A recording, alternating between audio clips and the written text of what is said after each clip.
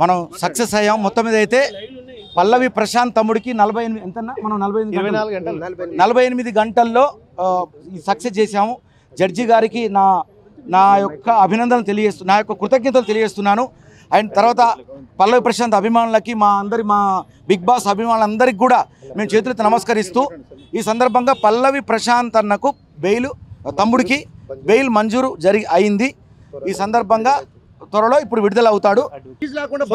సొంత ఖర్చులు, సొంత ఫుడ్, వాళ్ళ ఫుడ్.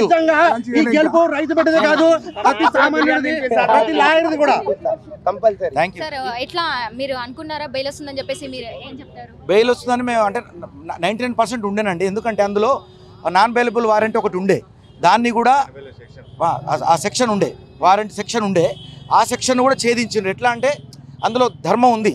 ఎట్లా అంటే అది వీళ్ళకి తెలుసు, అదంతా ఆ టెక్నిక్ ఎవిడెన్స్ కరెక్ట్గా చూపించారు అక్కడ.